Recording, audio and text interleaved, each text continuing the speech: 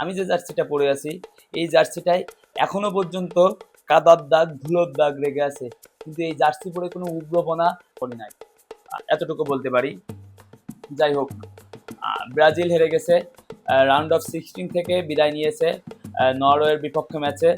Norway সেখানে খুব ভালো পারফরমেন্স করছে and they deserve the win.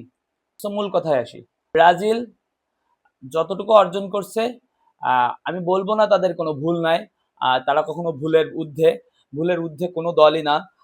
কিন্তু এই যে জার্সি, এই যে জামা, এতে আসলে ওইভাবে কলঙ্ক নাই। আলোচনা কিংবা বলা যায় চারিদিকে যেভাবে আলোচনা হচ্ছে যে কলঙ্কের দাগ, এরকম কোনো কলঙ্কের দাগ ওইভাবে আসলে এই জার্সিতে লাগে নাই।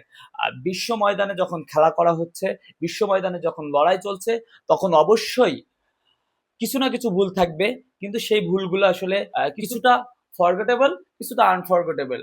সো আনফরগেটেবল ভুলগুলো আসলে ওইভাবে সমাধান করা সম্ভব না। যাই হোক, শুরুতে আমরা আসলে ব্রাজিলে ফুটবল কিভাবে আসলো এটা বলি। সো চার্লস মিনাল নামে একজন ব্রিটিশ নাগরিক একবার ইংল্যান্ড থেকে দুটা ফুটবল নিয়ে সাও পাওলোতে হাজির হলো। তো ফুটবল দুইটা এমন ভাবে তারা সে নিয়ে গিয়েছিল যে পুরোপুরি হাওয়া দিয়ে নিয়ে গেছিল, কারণ সে হয়তো জানতো না ওখানে যে এই বলে হাওয়া দেওয়া যাবে কিনা, এতটাই সে তার কনফিডেন্স কম ছিল। প্রথম দিককার পরিস্থিতিতে ব্রাজিলে আসলে ফুটবল খেলা হতো এলিট শ্রেণীর মানুষদের, যারা আসলে উচ্চ পর্যায়ের লোকজন, তারাই আসলে ফুটবল খেলতো। অ্যান্ড ব্রিটিশরা অবশ্যই বনেদি এবং এলিট শ্রেণীর।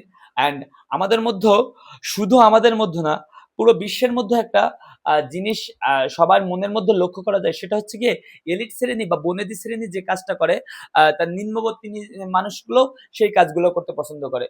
সো এই খেলাটার ধরন এবং এর সহজলভ্যতা ব্রাজিলিয়ানদের কাছে একটু একটু না বলা যায় খুব ভালোই লাগছিল। অ্যান্ড তারা এই খেলাটা আস্তে আস্তে রুট লেভেলে চলে যেতে শুরু করে। বনেদি শ্রেণী থেকে এই খেলাটা একটা সময় যারা সব থেকে হতদরিদ্র তারা এই খেলাটা করতে শুরু করে। এর জন্য হয়তো বা আমরা দেখতে পাই পেলে, রোনালদোর, যারা আসলে অনেক দরিদ্র জায়গা থেকে উঠে এসে আজ ফুটবল বিশ্বের মহাতারকা বনে গিয়েছে। খেলা যখন পুরো বনেদি শ্রেণী থেকে পুরো জাতির মধ্যে ছড়িয়ে গেল, তারপরেই তৈরি হলো ব্রাজিলের জাতীয় ফুটবল দল, এবং যেটা অফিসিয়ালি আত্মপ্রকাশ করেছিল 1914 সালে।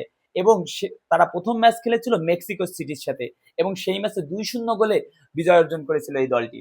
এরপর এই দলটি 1920 সালে সাউথ আমেরিকান কাপ বা বর্তমানে যেটা হচ্ছে কোপা আমেরিকা, এই খেলায় অংশগ্রহণ করে। ইউরোপীয় ফুটবল প্রথমবারের মতন বিশ্ব মঞ্চে বিশ্ব আসরে আত্মপ্রকাশ করে, এবং এই বিশ্বমঞ্চের বিশ্ব আসর, বিশ্বকাপ নামে যে আসর শুরু হয়, সেটার আত্মপ্রকাশ হয়েছিল উরুগুয়েতে 1930 সালে। এবং 1930 সালে উরুগুয়ে সেবার প্রথম বিশ্বকাপ জিতেছিল, এবং ওই খেলায় ব্রাজিল গ্রুপ পর্বে বাদ করে গিয়েছিল। তারপরে ব্রাজিলের ফুটবল ইতিহাস আস্তে আস্তে ডেভেলপ করতে থাকে, এবং প্রথম বিশ্বযুদ্ধ চলে আসে। প্রথম বিশ্বযুদ্ধ শেষে 1950 সালে বিশ্বকাপ আসরের আয়োজক দেশ হয়ে যায় তারা নিজেরাই, এবং প্রথমবারের মতন তারা বিশ্বকাপের মতন বড় আসরে ফাইনাল খেলার সুযোগ পায়, এবং সেই আসরে তাদের উরুগুয়ের কাছে পরাজয় বরণ করে নিতে হয়। সেদিনের এই পরাজয় মারাকানা থেকে সাও পাওলো কিংবা রিও ডি জেনেরো রাস্তায় রাস্তায় ছড়িয়ে পড়ে। এই পরাজয়ের কান্নায়, এই পরাজয়ের হতাশা, আসলে সেদিন ব্রাজিল বুঝতে পেরেছিল আসলে ফুটবল তাদের রন্ধ্রে রন্ধ্রে মিশে গিয়েছে।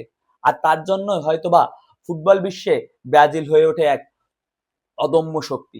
সে সময় ব্রাজিলের পরনে ছিল হালকা বেগুনি বা নীল বর্ণ এবং সাদা বর্ণের জার্সি, কিন্তু ওই দিন হারের পরে ব্রাজিল তার সাদা সেই রংটা তুলে রেখেছিল, এবং তার পরিবর্তে তারা ব্যবহার করতে শুরু করলো হলুদ রঙের জার্সি। আর এরপর থেকে ব্রাজিলের ফুটবল ইতিহাস শুধু রঙিন আর সৌন্দর্যই পরিপূর্ণ হয়ে উঠেছিল। 1958 এবং 1962 বিশ্বকাপ জয়, তারপর 1970 সালে মেক্সিকো থেকে ট্রফি নিজেদের ঘরে নিয়ে আসা এক অবিশ্বাস্য ইতিহাস রচনা করে ফেলে।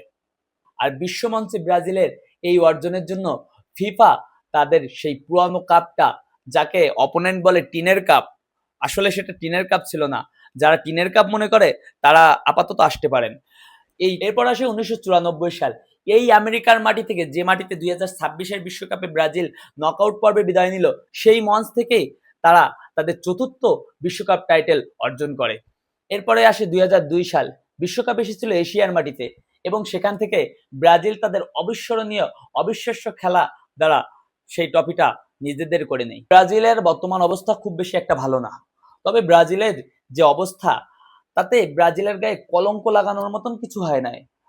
ব্রাজিল যুগে যুগে ফুটবলকে যে নান্দনিকতা দিয়েছে, যে শিল্পের রূপ দিয়েছে, সেটা আসলে কারো ভুলে যাবার কথা না। যদিও ফুটবলের উৎপত্তি, ফুটবলের নতুন ট্যাকটিক্স সবকিছু এসেছে ইউরোপ থেকে, কিন্তু ফুটবলের আসল নান্দনিকতা, আসল শৈল্পিক রূপ আসলে দিয়েছিল ব্রাজিল।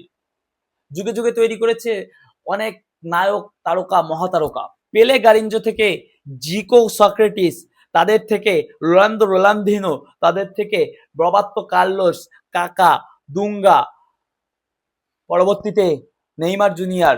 তো এই দলটিকে আসলে, এই জার্সি বিশ্বকাপ পাক আর না পাক, এই দলটিকে আসলে ছোট করে দেখার কোনো সুযোগ নাই। পরিস্থিতি, সময় সবসময় সবার এক যায় না। হয়তো দলটি নিজেদেরকে গুছিয়ে নেওয়ার চেষ্টা করছে, কিন্তু কোনো একভাবে পারছে না, হয়তো কিছুটা ভুলের জন্য, হয়তো নিজেদের কিছুটা গাফিলতির জন্য। কিন্তু একটা দলের যে গুণাবলী, একটা বৈশিষ্ট্য থাকার দরকার, সেটা আসলে এই দলটির মধ্যে আছে। এটা শুধু ব্রাজিল ফ্যান হিসাবে বলছি না, যারা আসলে ফুটবলকে বুঝে, ফুটবলকে অনুধাবন করে, তারা আসলে এই কথাগুলো বলবে। অবশ্যই নিজের দল হিসেবে নিজের দলকে একটু বেশি প্রায়োরিটি দেবো, একটু বেশি প্রশংসা করব। এর মানে এই না নিজের দল কোনো ভুল কিছু করলে তাকে সমালোচনা করব না, বরং তার সাফাই গেতে থাকবো।